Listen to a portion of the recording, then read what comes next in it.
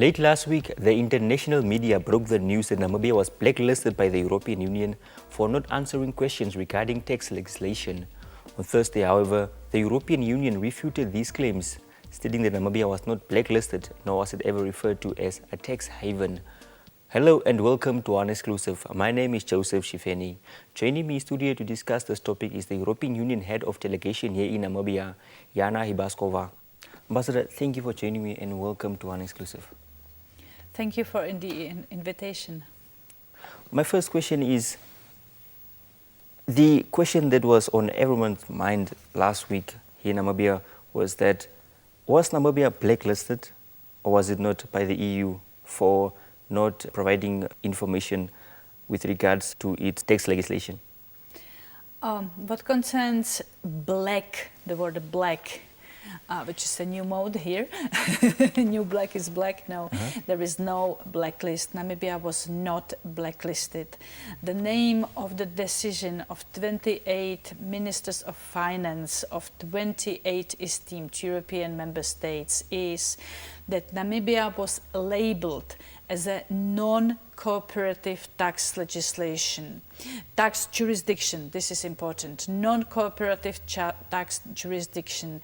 What it means, we live in the 21st century. We are no more in the area of non-aligned movement countries. We live in electronic digital age of global financial markets. Global financial markets are moving fast and are imposing, in a way, big threats to sovereignty, to transparent and accountable taxation of individual single sovereign countries. Therefore, there is a global mechanism which is called the Global Forum for Taxation and Administrative Reporting, which sets the very interesting system, common reporting standards on tax issues, on tax jurisdiction. What does this mean? If there is an international, and it might be any offshore company, trying to make the illicit flows of money all over Africa, it might use Namibian tax system. If Namibia is a part of this global forum on taxation and is a part of automatic system which is called common reporting standards, it would be asked, what is this transaction about? And Namibia automatically answers. So it automatically protects its own territory, its own people, its own taxation system against being misused by international substandard, non-standard or grey on the non-transparent tax operations.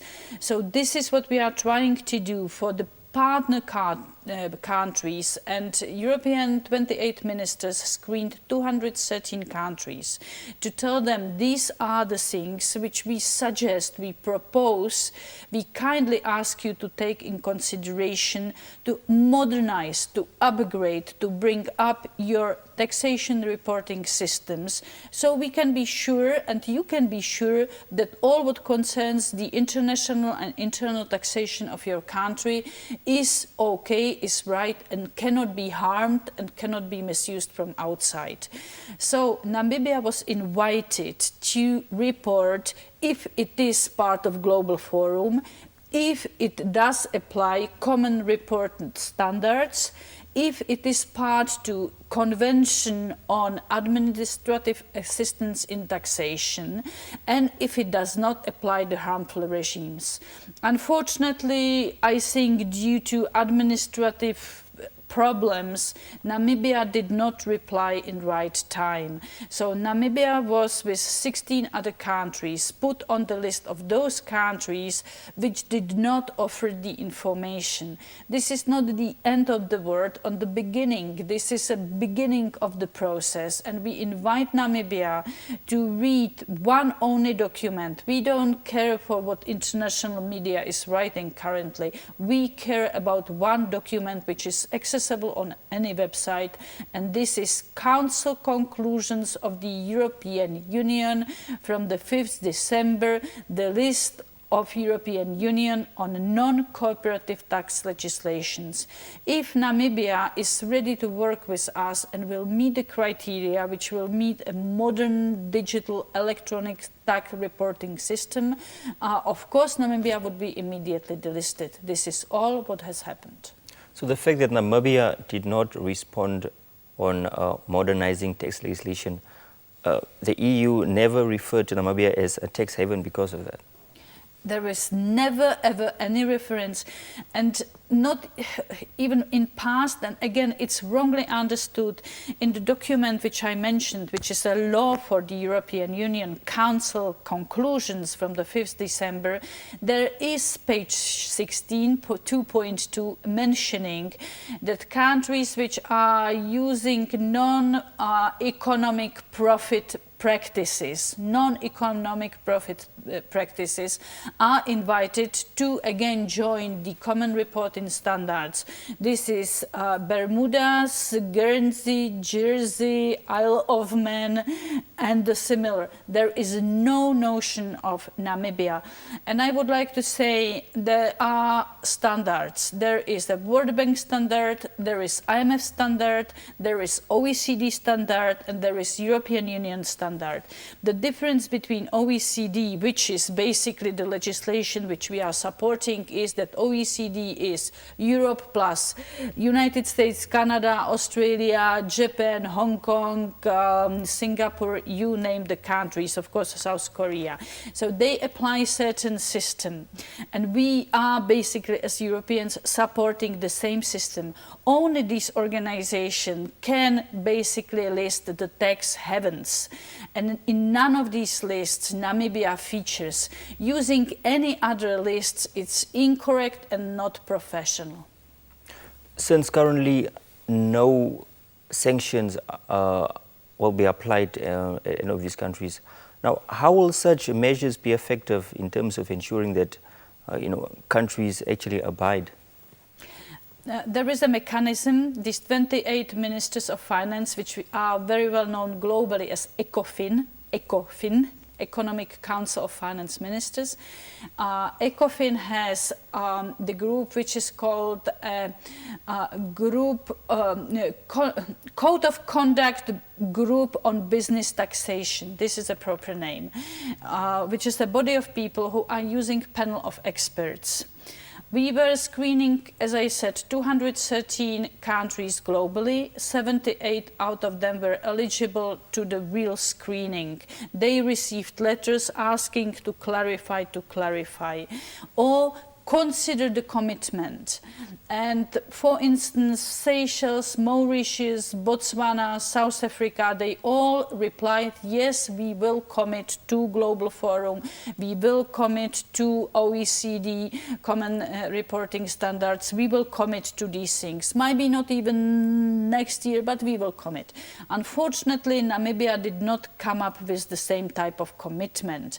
So what we are now doing, these Code of Conduct Group on Business Taxation has a panel of experts which will prepare the letter which the government of Namibia will get very soon, which will very clearly say, we kindly ask Namibia, please consider, this is the wording, we are not urging, we are not calling upon, we are not inviting even. The wording is, please consider committing to this and that mechanism.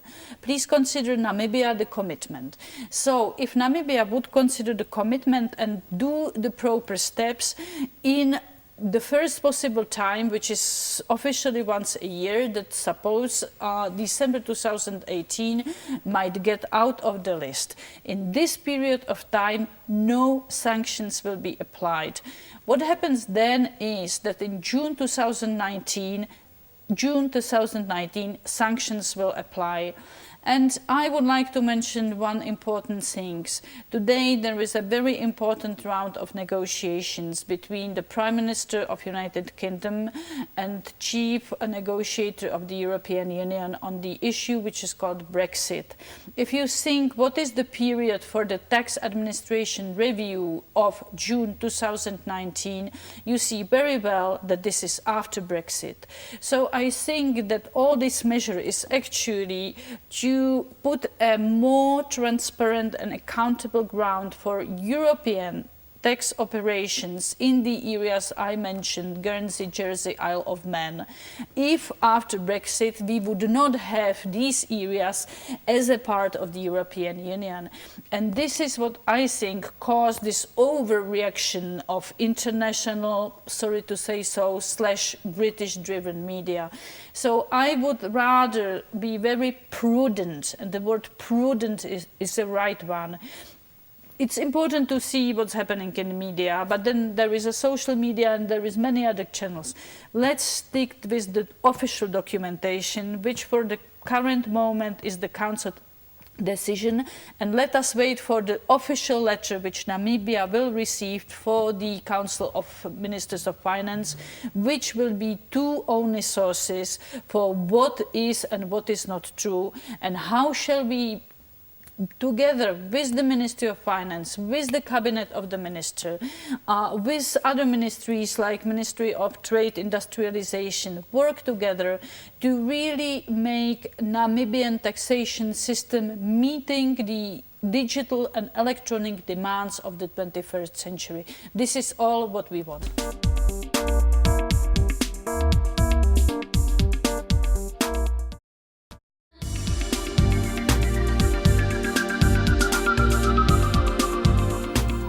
How would you respond to critics that say that often international organizations and unions often use measures and methods such as these to somehow control the behavior of smaller nations and governments? How would you respond to that? I even don't feel to responding to that. We are in Namibia currently offering 70 million euros. I was just today signing 8 million blank check to your Ministry of Finance, to Treasury, to support the education of Namibia. Altogether, it's 70 million euros, which we are just now, because it's in the end of the year, and we are sitting in the office and paying and paying and paying and paying and paying. We are not here to control Namibia. We are 22 people in European Union delegation serving more than 8,000 kilometers far from our homes to do only one thing, to support stability and development of Namibia. This is why we are here, because we see what is happening in Africa. We see the enormous growth of young African population, which of course will affect Europe. We had EU-Africa summit a week ago, trying to do everything what we can, engage with Africans on jobs, growth, peace and security. Because it's very clear, if there is no job growth and peace and security in Africa, what it will impact on our future. So we have to be able to deal with these things. So this is the political part. Now the controlling part is that there are very complex financial operations. Bitcoin is what, $11,000 today. We have a hell of a work to make the individual and as well, of course, the corporate taxpayers to know that they pay the right tax. For instance, yet another measure from these measures is called BEPS, Base Erosion Prevention System. That means that you cannot take the amount of profit which was done in Europe, bring it to Namibia, slice 1/3 out of it, and then tax only what rests. This is exactly what we are. Okay, protecting ourselves, but at the same time protecting Namibia. We have I have never heard, and you are a journalist, you have never heard that there would be any international media writing about any Namibian-born tax evasion scheme. There is no doubt that in your country there are no such things existing. But if there is not proper reporting mechanism, your tax system can be used by international internationals, whatever we call them, Panama or Paradise, or I don't want even to mention some territories inside the European Union, exactly to protect Namibia, not to control and rule Namibia. To protect Namibia, we try to do these measures. So what you're saying is that these developments will not affect the long-standing relationship between Namibia and the EU? Well, I came to Namibia in September 2015. There was a very difficult period called Economic Partnership Agreement ratification, which was already one of the areas what Europe is trying, what is Europe trying. What we did by EPAS, we gave Namibians forever duty-free, quota-free access to European market, while we do not have duty-free, quota-free access to Namibian market. We are approximately 1.5 years after EPA ratification. Has anything wrong happened to Namibia? Is there any smallest part of Namibian industry or agriculture exports which was harmed, ruled or controlled by EPAS? No. So I spent these 2 years of my life here trying to build the mutual trust, trying to build cooperation. We have currently technical experts in Parliament, in Ministry of Education, in Ministry of Agriculture. We will be bringing technical experts to National Planning Commission and hopefully as well to the Ministry of Environment. And yes, we have technical experts in the Ministry of Finance. We are just here trying to bring experienced long-term people who can sit with your ministers, permanent secretaries and all these people to bring them up. I know what it means. I come from the country which is as old as your country. 25 years ago, we were given the same assistance to develop Czech tax system, to develop all the measures. We started from nothing, as you started from nothing. I know how this word twinning, which means to bring professionals from developed Western world to the new countries, how enormously my country benefited from. And this is why I'm so actually happy and honored that I have the same position, that me as a European ambassador can offer this twinning and assistance to bring the countries which are newborn, be it in Africa or elsewhere, to global standards.